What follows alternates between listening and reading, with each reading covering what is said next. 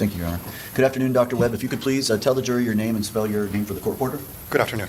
My name is Milad Webb. First name is M-I-L-A-D. Last name W-E-B-B.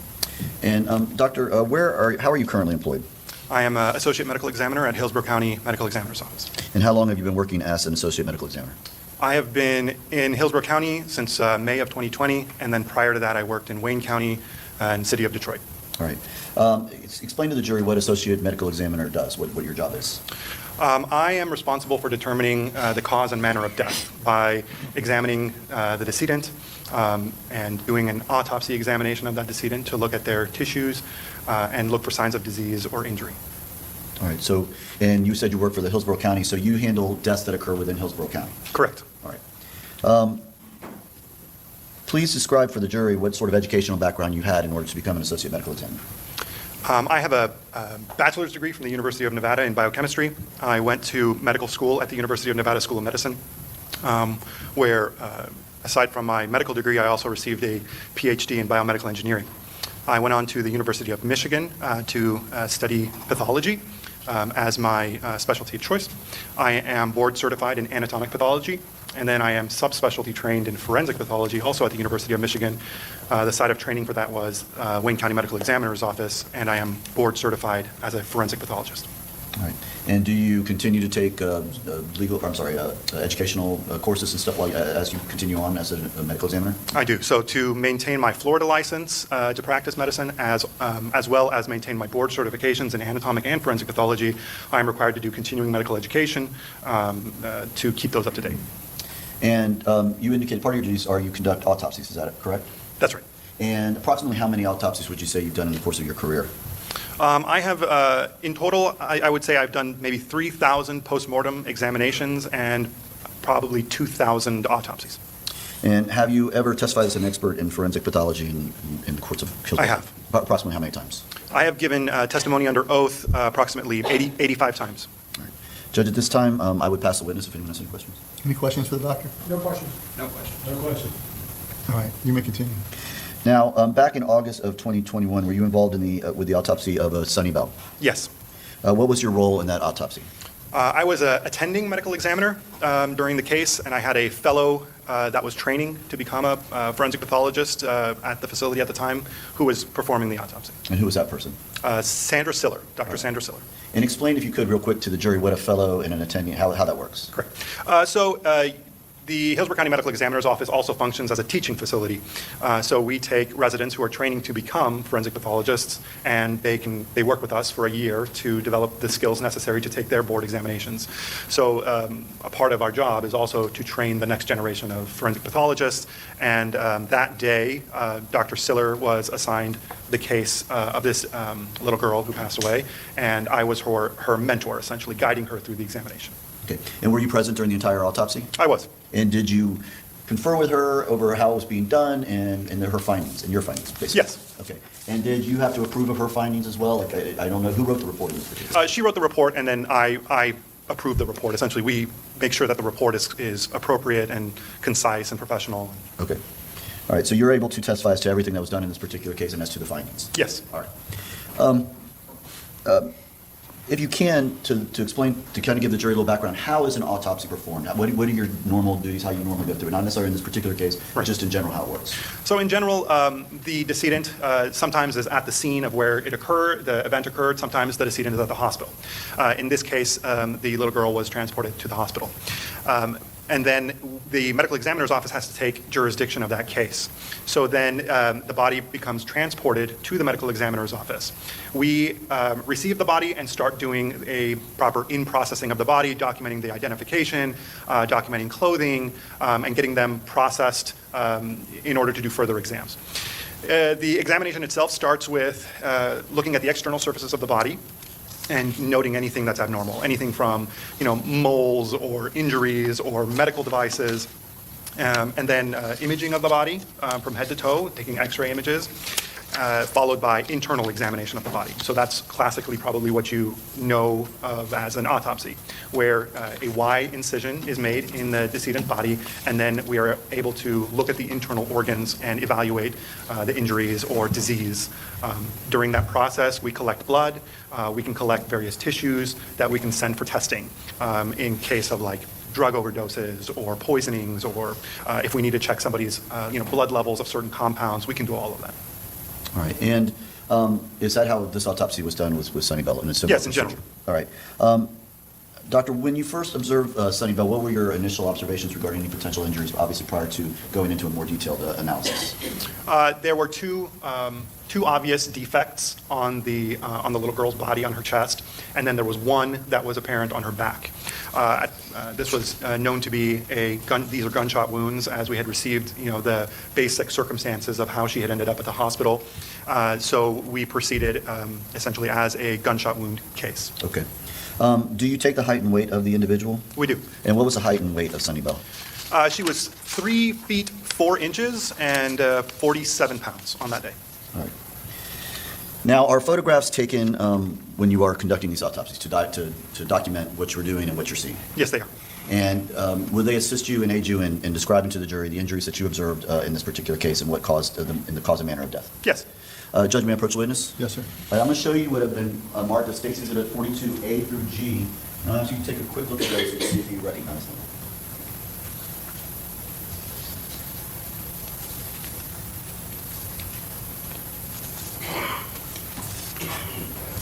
Yes. And what are they? These are images that were taken on the day that the examination was performed for Suni Bell. And do these pictures fairly and accurately depict what they show in the course of you conducting your autopsy that day? They are accurate. Judge, may I, at this time, the State would introduce State's Exhibit 42A through G into evidence? Any objection to that exhibit? No objection. All right, 42A will be admitted, hearing no objections. All right, I'm going to start with 42G in this particular case. I know I'm going a little bit backwards, but if you can, please describe, does this picture, first of all, show the injuries that Suni Bell sustained, at least to the front of her body? Yes. And can you, there's, I think, a little stick pointer in front of you. If you could show to the jury the two defects or injuries that you observed when you came into the medical examiner's office. Yes. You can very clearly see here on the chest, there is a defect here, and there's a defect here. These were the two gunshot wounds that were identified on the decedent's body. Okay. Now, when these wounds, after observing them in this manner, do you label these wounds in order to help you explain them and do a report? Yes, that's correct. All right. I'm showing you now what's been marked as State's Exhibit 42A. Now, is this, in fact, those same two wounds that you discussed, but now here they're marked as A and B? That's correct. Okay. Now, doctor, there are some obvious tubes that are coming out of her body on either side of her. Did you put those tubes in, or what are those? How are those tubes there? Those are called chest tubes. It is an emergency medical procedure. When you have trauma to your chest, there can be a significant amount of blood that fills up in your chest cavity that can restrict your lungs from working properly. These chest tubes are placed in the emergency department to drain that accumulating blood from your chest. So I did not perform that procedure. That was done at the hospital. Okay. So when they don't take those out before they bring them to you? Once the decedent is pronounced dead, the standard practice is to essentially not touch the decedent again. So once they say the time of death, they leave the decedent as is, especially in cases where there is the possibility of a suspicious death, for the medical examiner to examine without any further disruption. Okay. And that way, for instance, in this particular case, had they removed the tubes and brought it to you, you would have noticed two more defects and had to determine whether or not they were caused by a gunshot or potentially medical intervention. That's correct. Okay. So when she's brought to you and you label these, how are they, you labeled them, it looks like here, A and B, is that correct? That's correct. And this little thing right here, is that the medical examiner's case number? That is correct. Okay. And again, this is all to just document for further analysis and for potentially testifying in court and so forth. It's for organization, so that in this kind of setting, I can say we were talking about A, and then we can talk about B. It is organizational, that's the purpose of it. Okay. Now, with A and B, two clear defects, were you able to determine, or can you determine as a medical examiner with any degree of medical certainty, the order these wounds or injuries were received by Suni Bell? No, I cannot. Okay. So let's start with gunshot wound. I guess we'll start with what's labeled A in this particular case. Yes. And I'm going to go to State's Exhibit 42B, which I believe is a more close-up photo of the injury. Is that accurate? That's correct. All right. Describe for the jury what wound A is. So wound A is an entrance wound for a bullet. And the way we can tell that it's an entrance wound, there are some characteristic features that we look for. It is a very round defect. And around the margin of the wound, you can see there is an abrasion, that dark ring around there. That we refer to as a marginal abrasion. On the exit side, you don't typically see the marginal abrasion. The marginal abrasion is actually caused by the bullet hitting the skin. When you're on the exit side, the bullet is actually coming out and never actually contacts the skin. It's the reverse. So looking at these features, we can determine that wound A is an entrance wound, and we also look around that wound to see, can we see any soot deposition or gunpowder stippling that would indicate if a weapon was very close to the body or it may have been pressed up against the body. In this case, we do not see any of those features. So the range of fire for this entrance wound we would classify as indeterminate, meaning that it could be at a distance, or it could have been fired closer but through an intermediate object, like let's say if the bullet went through a door before it hit the little girl, or it went through a window, or it went through a car. So we don't know how far that weapon was when it fired because we don't have any features to help us. All right. Now, when you see a wound like this, and you now described it as an entrance wound, are you able to follow the path of travel of that wound through the body? Yes, we can. Okay, and did you do that in this particular case? Yes. And what was the path of travel of this wound? This bullet strikes the body, as you can see, pretty much right in the middle of the chest, and it is traveling towards the right side of her body. So it goes through her fourth rib and her sternum, and it goes through her thymus gland, which rests right above her heart area. It goes through the pericardial sac, which is the sac that holds your heart, and then it hits the top right side of the heart itself. So then it goes through the heart, and then as it comes out of the heart, it hits her right lower lobe of her lung. So it strikes the vital organs that it strikes, the heart and the lung, before it exits the body on the right side. Okay, so the direction would then be front to back, and then left to right. Would that be right? That is correct. And you said the lower lobe, but this is kind of slightly downward as well? That's correct. All right. Was this a fatal wound? This is a fatal wound. Okay, is it immediately fatal or quickly fatal? Quickly fatal. Okay. And you indicated, I think in this case, that it exits the body, is that right? Yes. So this was what we call a through-and-through type injury? Yes. Okay, and so no projectiles were recovered from this particular wound, would that be right? That's correct. Okay. Doctor, are you able to determine from this wound what type of firearm caused this wound? No, I cannot. So you could not say whether it was a 9mm or a rifle or what type of firearm it was? No, there's no residual material for me to use in that analysis. Okay. And you indicate it goes through the body and out the back. I'm going to show you what's been marked as 42C. Is that where it exits the body? Yes. Okay, and 42D is a little bit closer and also has the marking on it there. Actually, I have one, 42E. Some more close-up. Is this, in fact, the exit wound you were discussing? Yes. Okay. And again, you indicated that this wound would have been quickly fatal. About how long could she have survived with a wound like this? Based on my experience, I would say 2 to 3 minutes would be expected. On the shorter range, I would say maybe about a minute. On like the longer range, maybe 4 to 5 minutes. Okay. But I would say definitely under 5 minutes. And if individuals were conducting CPR and attempting to save her, would that be enough to make her live longer, or was this pretty much fatal at that point? This was fatal. This is fatal to the point where if this had occurred in the hospital, she probably still would have died. Okay. This was a devastating injury. Now I'm going to take you back, Doctor, to State's Exhibit 42B. Tell us about 42B, the injury we see right there. So this is also an entrance wound, but you can tell that it's distinctly different from the previous one that we just spoke about. So in B here, this is actually a very shallow wound. It doesn't go very deep, and I believe that it is just a fragment of another bullet that probably broke apart as it struck the car. And as it comes through the car, a portion of it that has lost a significant amount of velocity happens to strike her in the chest. But at that point, it doesn't really have a lot of energy behind it, and it just kind of just makes a skin wound. And it doesn't actually go into her chest. So you can tell that they are, B looks shallower, less significant than A that we were just talking about.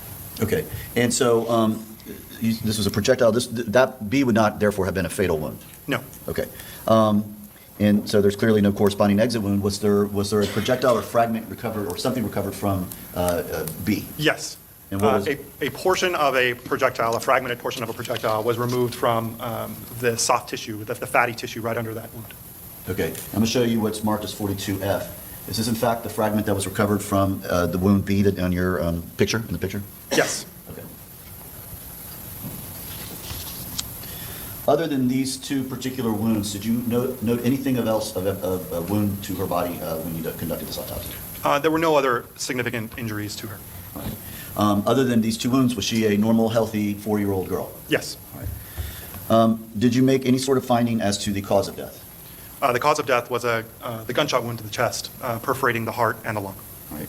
And did you make any finding as to the manner of death? It is a homicide.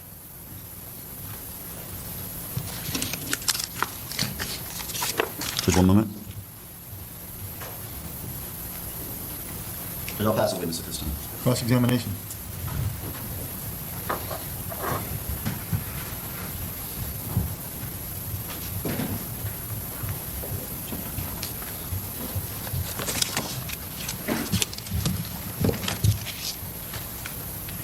Good afternoon, Dr. Lynn. Good afternoon. The injuries that you located on Suni Bell, it was just the two entrance wounds and then the one exit wound on the back, is that correct? Yes. And when we were talking about those defects, you said only one of those injuries, and I believe that would have been wound A, was the fatal injury. That's correct. And this was a significant injury, as you testified to, where if she would have received it and been at the hospital, there still would have been no way to have her recover. Very likely. Okay, and that's because it's a significant cardiac type of injury. Right. Correct. And in this case, you said, you testified previously in deposition that this was an immediately fatal injury, is that right? Yes. And that coincides with the records that you would have reviewed in this case? As far as hospital Oh, records yes. or paramedic records? That's correct. Prior to you either conducting the autopsy or prior to authoring the autopsy report, you have access to the records of any treatment that she receives leading up to you having contact with her? Right. Before the report is published. Correct. Yes. So any kind of paramedic reports at the scenes and their observations, correct? Yes. And the observations at the hospital, as well as any medical intervention they may have done? Yes. And in this case, there was no evidence that she had any function after they arrived on scene? I believe you're correct. Okay. Do you have any question about that? No. All right. If I could have 1 moment? Yes, ma'am. Or, I'm sorry, I don't want to get other questions. Anyone else? I have a question. Doctor, the primary reason for an autopsy in a case like this is to determine cause of death and manner of death, correct? Correct. And in this case, the cause of death is the gunshot wound, correct? Yes. And the manner of death is homicide, correct? Yes. And homicide means that it was not a suicide or natural causes, correct? Right. You asked two questions. What does homicide mean? And then it's not natural or suicide. So would Exactly. you like me to answer Exactly. that question? Or would you like me to answer what a homicide is or that it's not? Basically, it means that it happened as the result of another person, correct? That's correct. And it certainly, cause of death and manner of death is relevant to one of the elements in a murder case, correct? I think that's for you to decide. That's a fair statement. I think you in this courtroom decides what's relevant for that. But your for that testimony proceeding. in no way sheds light on who may be responsible for No, that that's death, beyond, correct? that's beyond my investigation. Thank you. Yes. Nothing else, Mr. Denson. No questions, Your Honor. No questions. Redirect. No, Your Honor. May this witness be excused? You may. Thank you, thank you. Thank you. State, you may call your next witness. Judge, at this time, the state rests. All right, ladies and gentlemen, the state of Florida has rested its case. That leaves the attorneys and myself quite a bit of paperwork to go through before we continue. So I'm going to reset you for the day and for the weekend and ask that you come back Monday morning at 8:30, and the court will be in recess until then. All rise for the jury.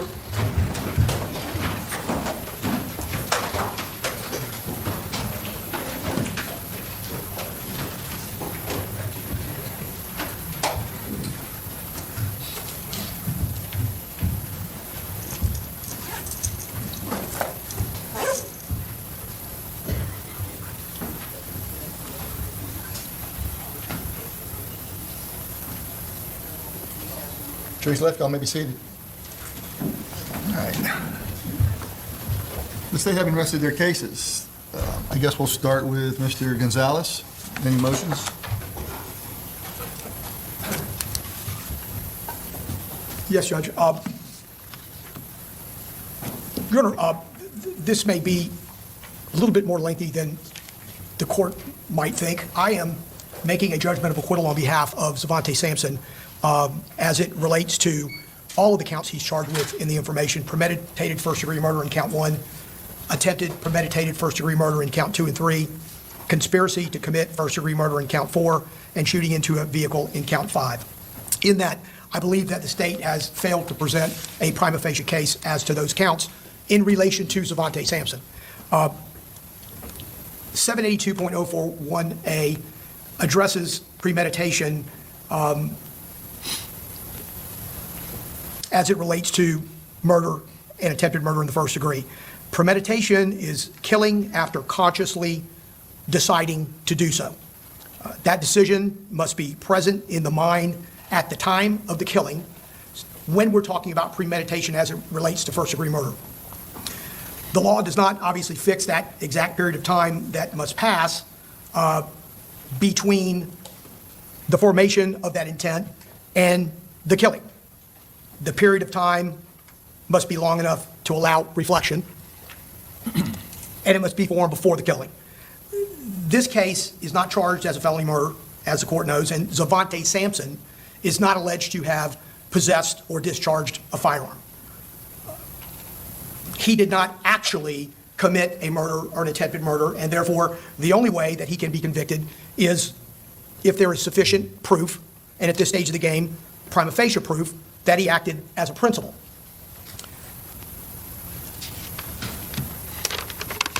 This case, I would suggest to the court, from a prima facie standpoint, rises and falls with a series of videos as it relates to sufficient prima facie finding for this case to get to a jury as to Zvante Sampson.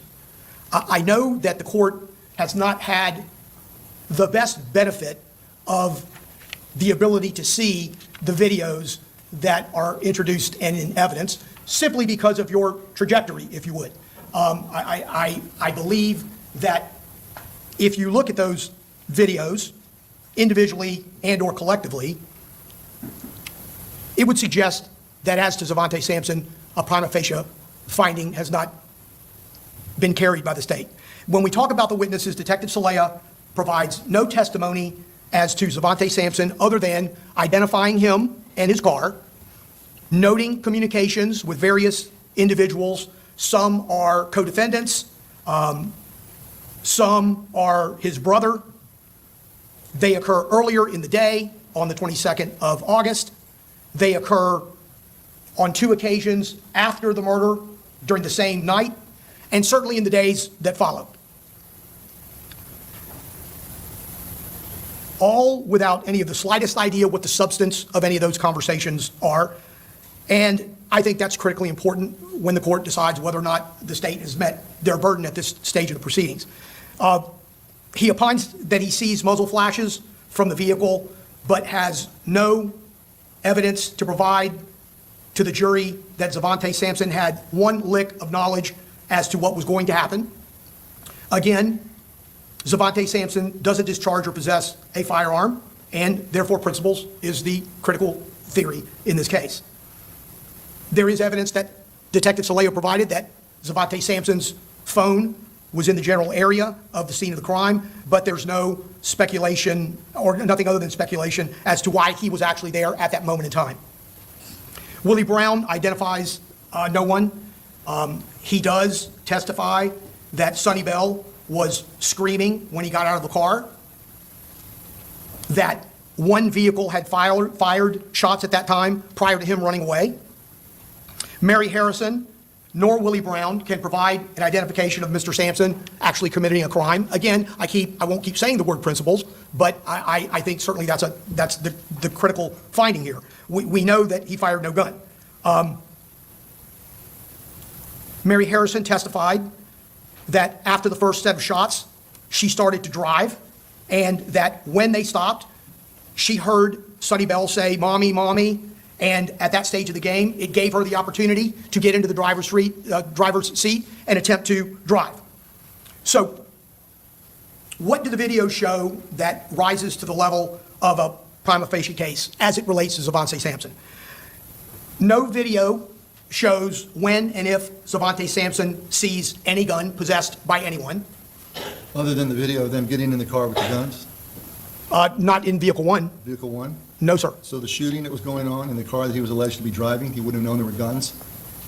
No, Judge, I don't think the video nor any testimony before the court would indicate that he knew that anyone in his vehicle was carrying a gun. There were rifle and pistol rounds all up and down Hillsborough Avenue. Judge- At what point doesn't he know somebody in his car is hanging out of the window shooting at someone else? The hypothesis of innocence is certainly that when the gunshots, Position. when Well, the I also guns, understand the state's position. well, Judge, when the state can't tell us when he knows.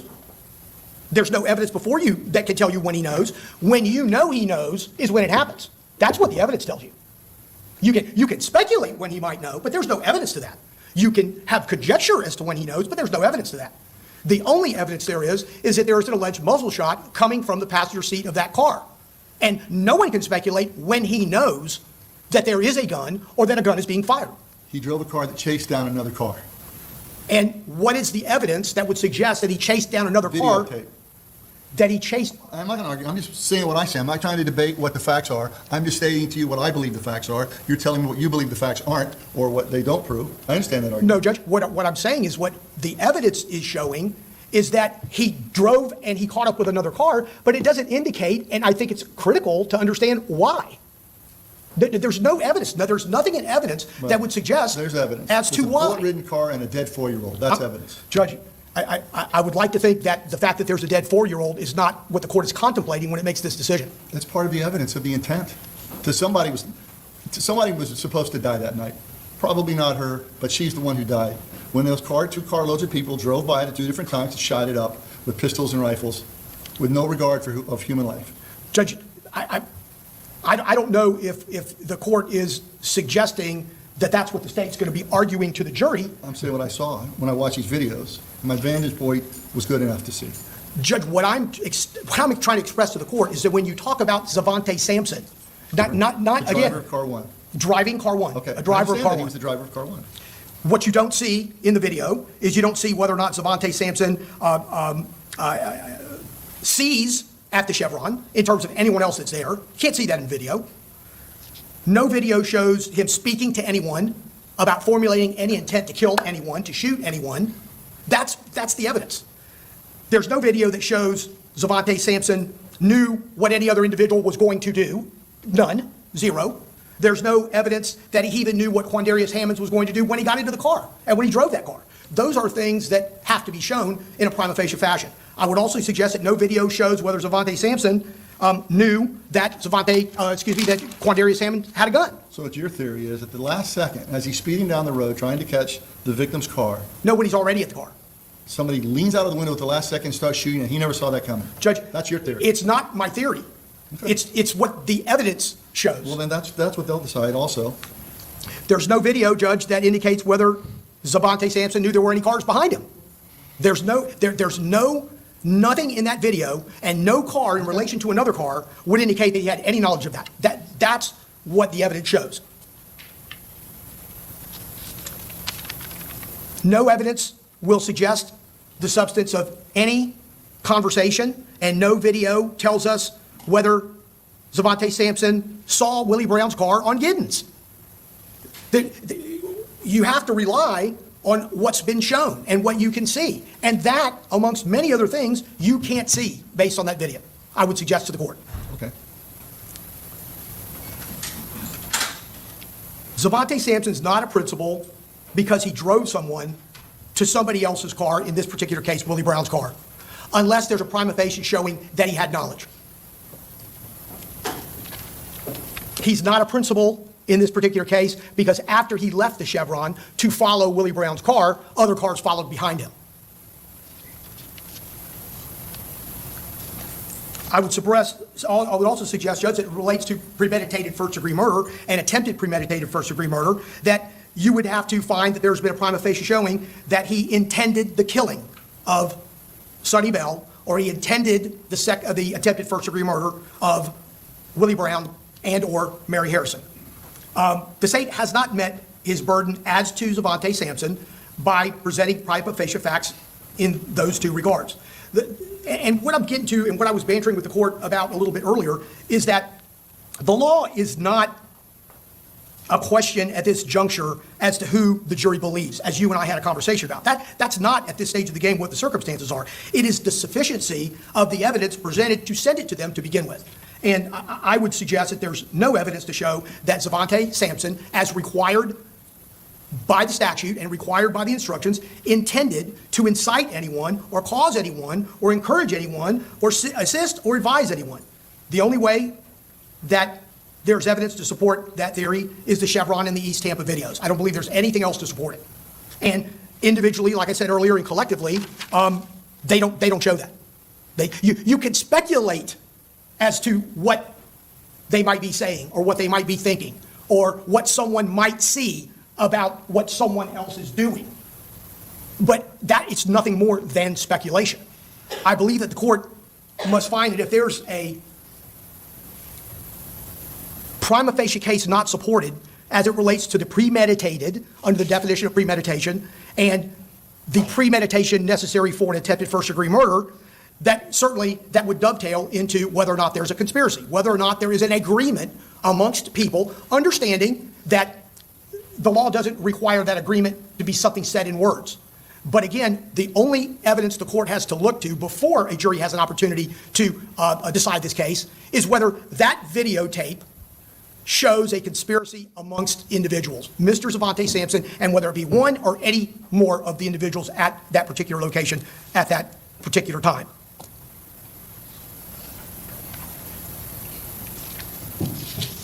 With regard to the shooting into a vehicle, the same analysis has to take place. I won't go over it again, but at the end of the day, all that can be relied on at this juncture, the state having rested, is those videos to speculate what are in people's minds and what they might have said that we cannot hear, and what they might have seen going on in that parking lot around them that we can't just presume they did. And in my view, those are the things the court has to look at in determining whether this case gets to a jury. And as much as I anguish about this being a 4-year-old child, I certainly would take issue with the court suggesting that because it's a 4-year-old child and because she was shot up by 2 cars, or in the court dying in the course of being shot up by 2 cars, that's part of any analysis that the court has to make. It's not part of my analysis. I mentioned that a 4-year-old child was killed because a 4-year-old child was killed. There's no question If it had about been it, Judge. a 22-year-old black male by the name of Brown, I would have mentioned him. But no, it was the young child that was killed, so she's part of this entire process. Understood, Your Honor, understood. So for those reasons, and because what I believe that 30 seconds of video tells us, with no admissions, with no witness, and with, as it relates to Mr. Sampson, not possessing or discharging a firearm, I believe there's insufficient evidence to send this case to the jury as to all of the counts that he is charged with in the indictment. Thank you. State? Yes, Your Honor. So, Your I Honor, can take each one at a time.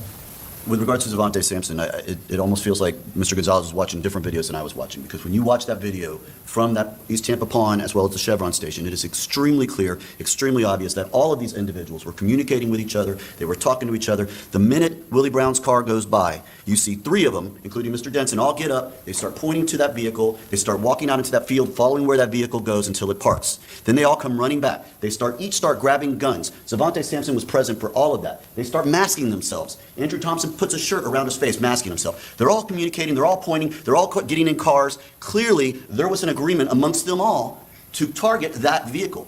Not only do we know that from just their actions at that store, that car then leaves, led by Zvante Sampson, I might add, gets out, pulls out, chases down, and we see, based on a series of video, Zvante Sampson's car going at a very high rate of speed to catch up with Willie Brown, who's just traveling, minding his own business, heading down Hillsborough, before he pulls up, and Judge, clearly, right as he's pulling up alongside it, we see the brake lights come on from that car. He's clearly slowing down to match the speed so the man sitting next to him, holding a gun, can pull that gun out, and shoot up that car to kill whoever's inside there, whether it be Suni Bell, Was it Willie Thompson? Brown. Thompson. I'm sorry, tied the shirt Quandarious Hammond pulled that gun out. But Thompson tied the shirt around his head? Yes, Your Honor. Andrew Thompson, you'll see him on that. Took off his shirt, Takes tied it off his around his shirt, head, ties it clearly around his head on as a video. mask. Yes, Your Honor. And Mr. Sampson was standing there at that Correct. time. He was right there while they were all walking At the same time, around. the others were getting their guns and going towards the car. Correct. Jaylin Bedward walks Car right number by one him with not a... left. Jaylin Bedward walks right by him with a rifle, Let's go Judge. my notes, sorry. And then they follow him, and he applies the brakes right as they pull up alongside the victim's vehicle while Quandarious Hammond is shooting that gun out at that vehicle. And then he turns and drives Quandarious Hammond back, drops him off so that Quandarious Hammond can go behind that dumpster and grab whatever I guess is back there, and then meets up with him afterwards. Not a situation of a person who didn't know what was happening, didn't realize someone was shooting out of his car, and like, what are you doing? He clearly intended it, planned it, along with all the other people who were involved and the other two vehicles that were involved in this case. Judge, I think the state has gone well beyond a prima facie case in this case against Zvante Sampson. I agree with the state. The state has met its burden for the prima facie case, so I'll deny the motion for judgment of acquittal as to Mr. Sampson on counts 1, 2, 3, 4, and 5, in which he was charged. Yes, Your Honor, sir. if I may, Daniel Hernandez, on behalf of Jaylin Bedward. My client's in a similar situation, so I'd first adopt all the arguments that were just made by Mr. Gonzalez, and I'll try not to be repetitive. Mr. Bedward is in the same situation as Mr. Sampson, is that he was not charged with discharging a firearm. He is the driver of what's been referred to as vehicle number 3. I would submit that the court should grant the motion for judgment of acquittal on behalf of Mr. Bedward, because looking at the evidence in the light most favorable to the state has not presented a prima facie case as to all counts regarding Mr. Bedward. I would submit that there has been no direct evidence that the defendant was a principal or co-conspirator. There's no communications, there's no statements, nothing that would support the fact that my client was a principal or a co-conspirator. The state is relying on circumstantial evidence, and I would submit that the state's evidence does not eliminate all reasonable explanations of innocence, so therefore the matter should not go before the jury. I would submit that no evidence has been presented, certainly not enough for a prima facie case, that Mr. Bedward had knowledge of a crime that was about to occur. There's no evidence that regarding any criminal intent by Mr. Bedward, nor any evidence that Mr. Bedward willingly and knowingly agreed to enter a criminal conspiracy. The state is simply relying on inferences based on the defendant being merely present with his co-defendants when a fatal shooting took place. So I would, on behalf of Mr. Bedward, ask the court to grant my motion for judgment of acquittal. And he was charged in counts 1, 2, 4, and 5, correct? Sir? 1, 2, 4, and 5 were the counts that your client was charged in, not count 3 and 6, correct? Correct. Right. I'd have to double check, but yes, I believe Right. that's correct. I will deny your motion for judgment of acquittal. I find that the state proved the prima facie case. This is to Mr. Bedward on counts 1, 2, 4, and 5. Mr. Fischetti. Good afternoon, Your Honor. Thank you.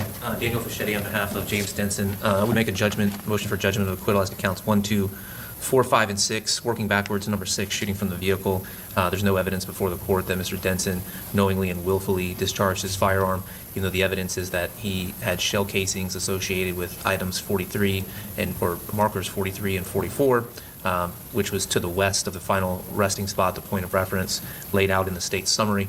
As to counts 1, 2, 4, and 5, as the court recalls from the evidence, at the time that Willie Brown is an occupant of the vehicle at 45th Street. He exits, goes down there. Vehicle 3, which the state has alleged that Mr. Denson was a part of, was not on scene at that point in time. And given all of the arguments that have been made, I understand that the court is familiar with it and has made its notes, but there's no evidence of any muzzle flashes coming from a 9mm, any type of masking, any type of arming. As the court knows, he did have a concealed weapons permit. He did lawfully purchase that firearm that he later pawned approximately 30 days after the incident happened, after this was a case that received massive media coverage in the Tampa area, and I would say that it's a reasonable hypothesis of innocence for him to be acting in that manner. So I would ask the court to grant Mr. Denson's motion.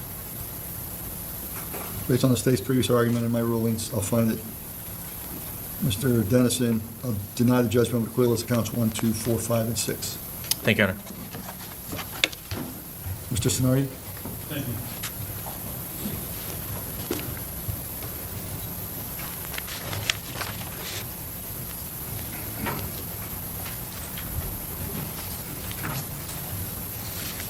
Good afternoon, Your Honor. On behalf of Andrew Thompson, we obviously renew all previous motion, including motion for severance that was previously filed. The court has previously denied, and also the motion in limine that, in reference to the narrations by Detective Salela and Detective Alverson, and at this juncture would adopt all of the arguments previously brought forth by co-defendant counsel.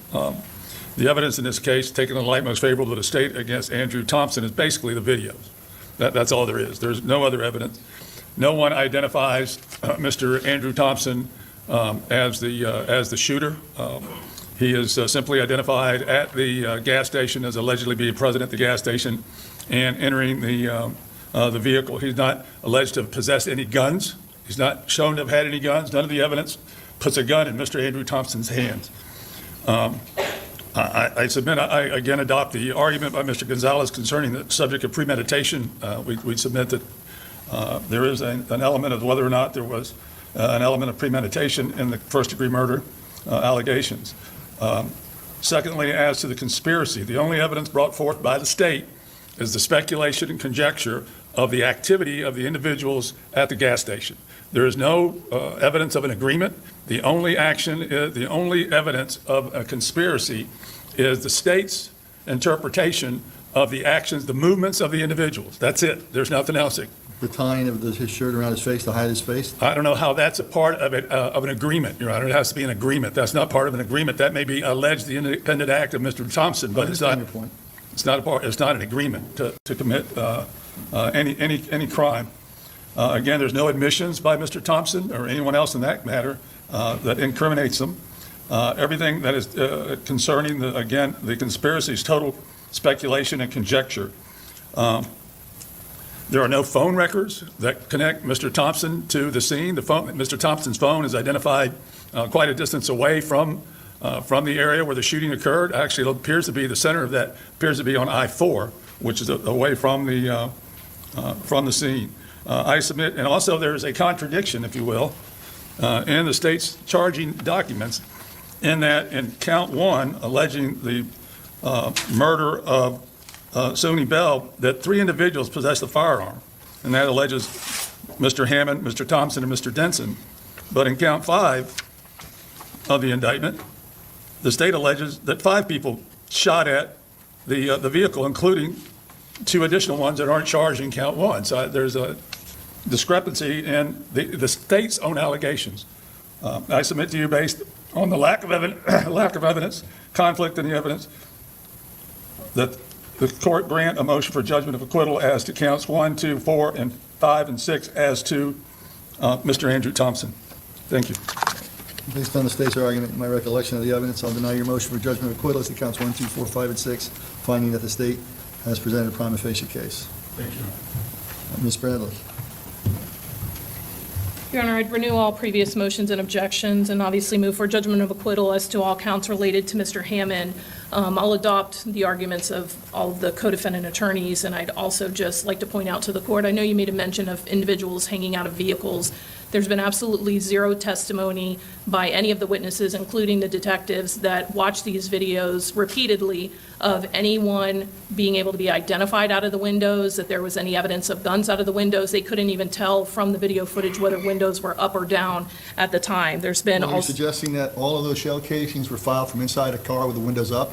I'm suggesting that there is evidence that's been presented, and none of that evidence has discussed at all any individuals hanging out of the vehicle, any windows being open. That's what the testimony's been. Logic dictates that if you're going to fire a weapon inside of a car with the windows closed, that the shell casings from these semi-automatic weapons, as the expert described, would have been ejected and remained in the vehicle. The only way those shells could have been lined up for almost 1,000 feet down Hillsborough Avenue is if the guns were shot from an open window. I believe that was a prima facie evidence there. I understand that that is circumstantial evidence related to it, but I'm talking about the video that has been observed repeatedly and testified to With the muzzle repeatedly. flashes to show windows were open? But when we question them, Questioning who? the detectives, Right. several times, none of them were able to say that any windows were open. When we asked, could you make determinations about the windows? There has not been any testimony from those I detectives understand that reviewed The it. prior fact on the prima facie part of this, I believe that the state has met its burden in that regard.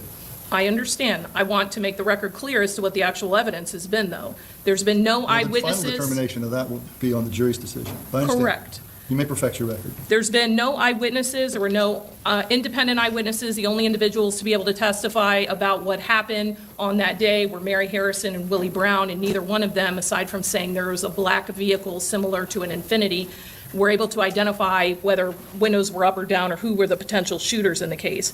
There's also been no evidence that the state has presented that there's been any animosity between any of these individuals. In fact, the testimony that the state put on is that there Wouldn't that go to is no motive? relationship. Excuse me? Wouldn't animosity go to motive? Correct. And And what- motive's not a fact that they need to prove. But intent to kill is something that they Intent have kill, to. yes, but you don't have to have a motive to intend to kill somebody. I agree. However, prior relationship between the parties is a proper consideration into whether someone intended to kill or not. It can And in be. this case, we have a situation where the parties do not know each other based on the state's own testimony.